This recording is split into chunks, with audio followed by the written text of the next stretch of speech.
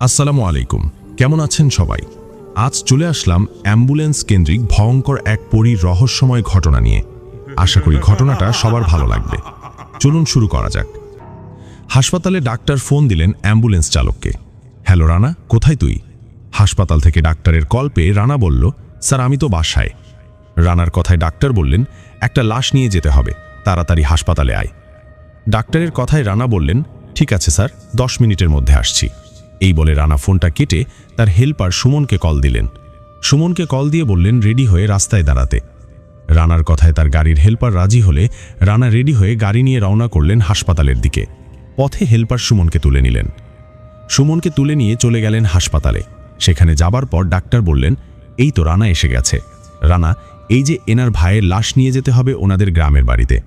ডাক্তারের কথায় রানা পাশে তাকিয়ে দেখলেন যে ছেলেটা মারা গেছে ওনার বড় ভাই দাঁড়িয়ে আছে। পরে রানা মারা যাওয়া ছেলেটার বড় ভাইয়ের সাথে কথা বলে, কত টাকা নেবেন, কোথায় যেতে হবে, সাথে কেউ থাকবে কিনা।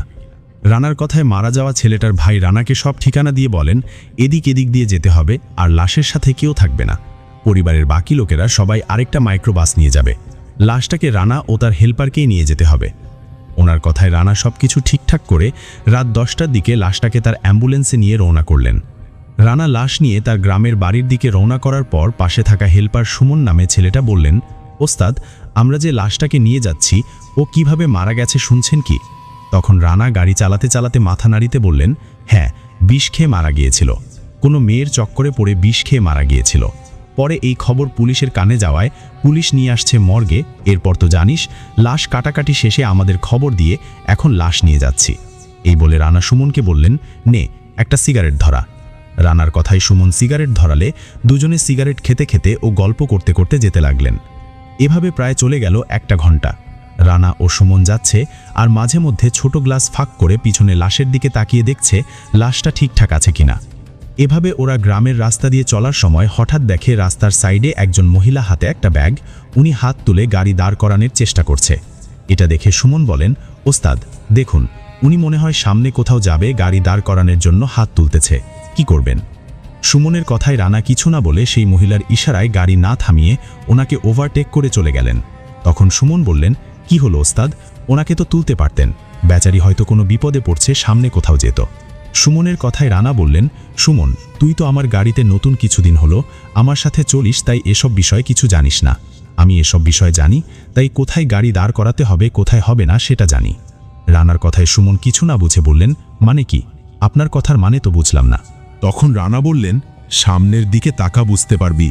রানার কথায় সুমন সামনে তাকিয়ে অবাক হয়ে বললেন, আরে আরে ওস্তাদ, এই মহিলাটা সেটা যিনি কিছুক্ষণ আগে রাস্তার পাশে দাঁড়িয়ে হাত তুলছিল। আমরা না ওনাকে ওভারটেক করে চলে আসলাম, উনি আবারও আমাদের সামনে আসলেন কিভাবে? তখন রানা বলল, এবার তো বুঝতে পারছিস কেন গাড়ি দাঁড় করায়নি। শোন, লাশ নিয়ে যাবার সময় অনেক পিশাচ জিন পরি পিছু নেয়, ওদের পাল্লায় পড়লে অবস্থা খারাপ করে ছাড়ে। এরা অ্যাম্বুলেন্সে থাকা লাশ খাবার জন্য এরকম করে। তুই গাড়ির জানালা ফাঁকা রাখিস না, বন্ধ করে চুপ করে বসে থাক। রানার কথায় সুমনের মধ্যে একটা ভয় চলে আসে। তখন সুমন জানালা বন্ধ করে বসে থাকে আর বারবার পিছনে ঘুরে লাশের দিকে তাকিয়ে দেখেন লাশটা ঠিক আছেন কিনা। তো এভাবে আরও কিছু দূর সামনে আসার পর এবার রানা ও সুমন দেখেন রাস্তার মাঝখানে দাঁড়িয়ে আছে সেই মহিলাটা যিনি পরপর 2বার হাত তুলেছিল গাড়িতে ওঠার জন্য। উনাকে রাস্তার মাঝখানে দাঁড়িয়ে থাকতে দেখে সুমন রানার দিকে তাকিয়ে বলেন, ওস্তাদ এখন কি হবে? তখন রানা বলেন, কিছুই হবে না, চুপ করে বসে থাক। এই বলে গাড়ির স্পিড বাড়িয়ে সেই মহিলাটার উপর দিয়ে গাড়ি চালিয়ে দেন। কিন্তু অবাক করা বিষয় হলো, তখন কোনো রকম সাউন্ড হয় না। একটা মানুষের উপর নিয়ে গাড়ি গেলে বা অ্যাক্সিডেন্ট হলে তো সাউন্ড হবে, কেউ আওয়াজ করবে, সেরকম কোনো আওয়াজ হয়নি। তখন সুমন ভয়ে ভয়ে রানার দিকে দেখে তাকালে রানা বললেন, ভয় পাস নে, এটা নিশ্চয়ই কোনো পিশাচিনি। রানার কথায় সুমন গাড়ির লুকিং গ্লাসে তাকিয়ে দেখেন গাড়ির পিছন পিছন সেই মহিলাটা লাফিয়ে লাফিয়ে আসছে। মহিলাটাকে এখন দেখতে সাধারণ মনে হচ্ছে না, ভয়ঙ্কর মনে হচ্ছে। তো এরকম একটা অবস্থা দেখে রানা গাড়ির স্পিড বাড়িয়ে দিয়ে যেতে লাগলেন। এভাবে কিছু দূর যাবার পর রানার সামনে পিছনে বা সাইডে ওই মহিলাকে আর দেখেন না। তখন সুমন বলেন, ওস্তাদ এখন তো মহিলারূপী পিশাচিনিটাকে দেখা যাচ্ছে না, মনে হয় চলে গেছে। সুমনের কথায় রানা বলেন, হতে পারে, আমাদের তো আর বোকা বানাতে পারেনি, তাই চলে গেছে হয়তো। এই বলে গল্প করতে করতে যেতে লাগলেন। এভাবে আরও প্রায় ঘণ্টাখানেক সামনে আসার পর হঠাৎ গাড়ির স্টার্ট বন্ধ হয়ে গেল। হঠাৎ গাড়ির স্টার্ট বন্ধ হলে রানা চেষ্টা করলেন গাড়ি স্টার্ট করার, কিন্তু কোনোভাবেই গাড়ি স্টার্ট করতে না পেরে সুমনকে বললেন, এই সুমন, দেখ তো নেমে বাহিরে কোনো সমস্যা হলো কি না। কিন্তু সুমন তো ভয়ে গাড়ি থেকে নামে না। সুমনকে ভয় পেতে দেখে রানা নিজেই নামে। তখন সুমনও নামে গাড়ি থেকে। এরপর দুজনে দেখে কোনো সমস্যা হয়েছে কিনা, কিন্তু না, গাড়ির তো কোনো সমস্যা হয়নি। গাড়িতে তেলও আছে, তাহলে স্টার্ট হচ্ছে না কেন?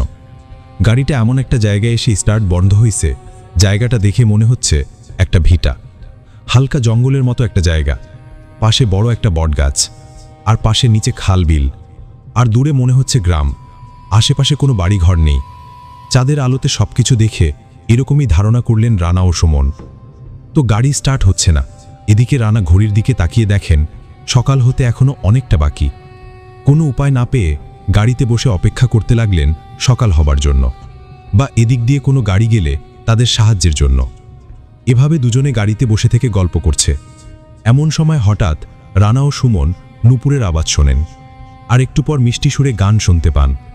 গভীর রাতে এখানে গানের আওয়াজ আসে কোথা থেকে, আর নূপুর পরে হাঁটেনো বাকে? এসব ভেবে দুজন এদিক সেদিক তাকাতে গেলে সুমন রানাকে বলেন, ওস্তাদ দেখুন, বটগাছের কাছে দেখেন। তখন রানা তাকিয়ে দেখেন বটগাছের নিচে সুন্দরী একজন মহিলা, অপরূপ সুন্দরী। চাঁদের আলোতে মহিলার শরীর চকচক করছিল। এরকম সুন্দরী মহিলাকে দেখে রানা সুমনের দিকে তাকিয়ে সাবধানে গাড়ি থেকে নেমে আস্তে আস্তে করে ওই সুন্দরী মহিলার দিকে এগোতে লাগলেন। তখন সুমনও হাঁটছেন রানার পিছনে। এমন সময় রানা ও সুমন সেই মহিলার কাছে গেলে হঠাৎ করে মহিলাটা ঘুরে রানা ও সুমনের দিকে তাকিয়ে বলেন, তোমরা আমাকে লুকিয়ে লুকিয়ে দেখছো কেন? ওনার কথায় রানা বলেন, আপনি কে? এই গভীর রাতে এখানে কি করছেন? রানার কথায় জবাবে সেই সুন্দরী মহিলা বলেন, আমি সাধারণ কোনো মানুষ না, আমি একটা পরী। এই বটগাছে আমি থাকি। আমাকে সবাই বটগাছের পরী বলে। পরীর কথায় সুমন ও রানা একে অপরের দিকে তাকায়, কেননা ওরা পরী দেখবে ভাবতে পারেনি। তখন সেই পরী বলে, তোমরা এখানে কেন? ওই গাড়িটা কি তোমাদের? তখন রানা বলেন, হ্যাঁ, আমরা অ্যাম্বুলেন্স চালক। হঠাৎ গাড়ির স্টার্ট বন্ধ হওয়ায় এখানে আটকা পড়ছি। এখন সকাল পর্যন্ত অপেক্ষা করতে হবে। তখন সেই পরী বলেন, ও, তোমরা বসো, ভয় পেও না, আমি তোমাদের কিছু করব না। আমি খুব মিষ্টি সুরে গান করতে পারি। আমি গান করি, তোমরা শোনো। এভাবে ফজরের আজান হবার সময় আমি চলে যাব, আর কিছুক্ষণ পর সকাল হলে তোমরা চলে যাবে। পরীর কথায় রানা ও সুমন মনের অজান্তে রাজি হলে সেই পরী মিষ্টি সুরে গান করতে থাকে। পরী গান শুরু করায় রানা ও সুমন মুগ্ধ হয়ে গান শুনতে থাকে। এভাবে কিছুক্ষণ চলে যাবার পর হঠাৎ সুমন গাড়ির দিকে তাকিয়ে রানাকে বলেন, ওস্তাদ, আমাদের গাড়িটা কেমন নড়াচড়া করছে না? সুমনের কথায় রানা গাড়ির দিকে তাকিয়ে দেখেন ঠিকই গাড়িটা কেমন নড়াচড়া করছে। গাড়ি নড়াচড়া করছে দেখে রানা ও সুমন গাড়ির দিকে যেতে থাকেন। এদিকে তখন হঠাৎ করে পিছনে তাকিয়ে দেখেন গান করা সেই পরীটা নেই। পরীকে না দেখে রানা ও সুমন তাড়াতাড়ি গাড়ির কাছে যান। গাড়ির কাছে গিয়ে রানা ও সুমন দেখেন গাড়ির পিছন দিকটা খোলা, আর লাশের পাশে বসে লাশের একটা পায়ের মাংস চিবিয়ে চিবিয়ে খাচ্ছে সেই পরীটা। পরী লাশের পা খাচ্ছে। এটা রানা ও সুমন দেখার পর সেই পরী ভয়ঙ্কর এক হাসি দেন, আর তার রূপ পরিবর্তন করে ভয়ঙ্কর এক পিশাচিনীর রূপ নেন। রানা ও সুমন পিশাচিনীর ভয়ঙ্কর এই রূপ দেখে বুঝতে পারেন পিশাচিনী পরীরূপে তাদের বোকা বানাচ্ছিল এতক্ষণ। ওরা অনেক বড় বিপদে পড়ছে। এই ভেবে সুমন ও রানা সেখান থেকে দেন এক দৌড়। ওদিকে তখন গাড়ি থেকে বেরিয়ে সেই পিশাচিনী লাফিয়ে লাফিয়ে সুমন ও রানার পিছে দৌড়াতে থাকে। রানা ও সুমন ভয়ে দৌড়াতে দৌড়াতে হঠাৎ সুমনে প্রচণ্ড ভয়ে সেখানে জ্ঞান হারিয়ে পড়ে যান। এদিকে প্রাণের ভয়ে রানা দূরে থাকা গ্রামের দিকে দৌড়াতে থাকে। এভাবে প্রায় 1 কিলোর মতো পথ দৌড়ে রানা একটা বাড়ি থেকে দেখতে পান। সেই বাড়িটা দেখার পর রানা চিৎকার করে সেই বাড়ির লোকজনদের ডাকতে থাকে। রানার ডাকে সেই বাড়ির পুরুষ লোকেরা বের হলে রানা হাঁপাতে হাঁপাতে ওদের সব খুলে বলে আর অনুরোধ করে ওদের সাহায্য করতে। রানার অনুরোধে সেই বাড়ির 2-3 জন লাইট নিয়ে রানার অ্যাম্বুলেন্সের কাছে আসে। এসে দেখে সুমন যেখানে জ্ঞান হারিয়ে পড়েছিল সেখানেই আছে। তখন সুমনের জ্ঞান ফেরানো হয়, আর গাড়ির ভেতরে গিয়ে দেখা হয় সেই লাশের একটা হাত ও এক পা খাওয়া অবস্থায় পড়ে আছে। সেই লাশের এরকম অবস্থা দেখে সবাই অনেক ভয় পেয়ে যান। তখন সেই লোকেরা রানাকে বলেন, এই জায়গাটা ভালো না, এখানে প্রায়ই ভয়ের ঘটনা ঘটে। ওদের কথায় রানা বুঝতে পারেন বিষয়টা। এরপর রানা আবারও চেষ্টা করেন গাড়ি স্টার্ট করতে, আর এবার রানাকে অবাক করে গাড়ি স্টার্ট হয়। গাড়ি স্টার্ট হওয়ায় রানা ও সুমন সেই লোকদের ধন্যবাদ জানিয়ে সেখান থেকে লাশ নিয়ে দ্রুত চলে যায় তার গ্রামের বাড়িতে। লাশ নিয়ে তার গ্রামের বাড়িতে যাবার পর রানা সব ঘটনা খুলে বলে সবাইকে। সব শুনে মারা যাওয়া ছেলেটার আত্মীয় স্বজনরা রানার সাথে একটু রাগারাগি করলেও পরে বিষয়টা বুঝতে পারেন, আর ওই অবস্থায় লাশের গোসল করিয়ে দাফন করা হয়। লাশের দাফন শেষে রানাকে বিদায় করা হয়। তখন রানা ও সুমন দিনের বেলাতেই ফিরে আসে তার বাড়িতে। এই ঘটনার পর রানা ভয়ে রাতের বেলা আর অ্যাম্বুলেন্স চালান না, দিনের বেলা চালান।